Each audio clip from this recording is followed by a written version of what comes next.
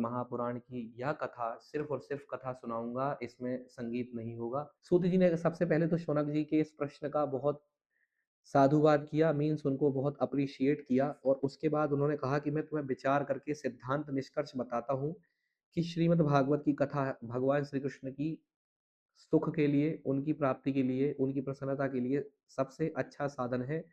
क्यों? क्योंकि एक बार सुखदेव जी ने जब कथा सुनाना स्टार्ट किया श्री राजा परीक्षित को, तब देवता लोग अमृत का कलश लेकर उनके पास आए थे,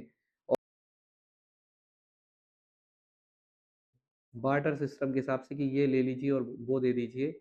तब सुखदेव जी ने कहा था कि देवराज इंद्र, यह कथा देवताओं के लिए दुर्लभ है क्योंकि आप लोगों की लक्षण नहीं है इसको सुनने लायक।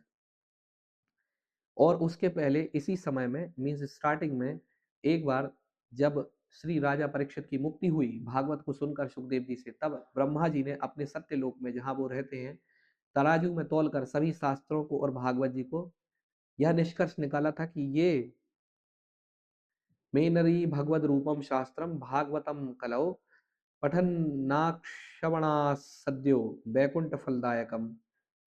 उन्होंने यह निष्कर्ष निकाला था कि कलयुग में इस भगवत रूप शास्त्र को पढ़कर भगवान का मोक्ष तत्काल मिल सकता है। दया परायण सनकादि ऋषियों ने नारद जी को भी यह पुराण सुनाई है। यह सब बातें सूत जी ने, जो होना चाहे विचरणशील जो नारद जी हैं, ऐसे विचरणशील नारद जी का संवाद कैसे हुआ सनकादि ऋषियों से, जो कि चार भाई हैं, सनक सनंदन सनातन संत कुमार। 5 वर्ष की इनकी अवस्था रहती है, इससे ज्यादा ये कभी बढ़ते नहीं है, दुनिया की स्टार्टिंग से हैं और लगते आज भी बालक हैं।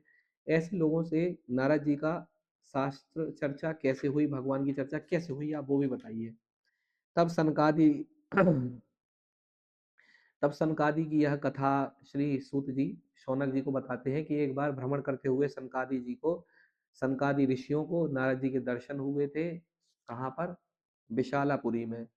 और विशालापुरी में उन्होंने उनके मुख की ओर देखा तो नारद जी का मुख, जो कि होना चाहिए बहुत प्रसन्न, देव है वो और ऋषियों के ऋषि हैं, तो ऐसे नारद जी के मुख में चिंता थी। उन्होंने कहा कि आप जैसे ऋषि को चिंतित नहीं होना चाहिए, यह चिंता क्यों है आपके चेहरे पर?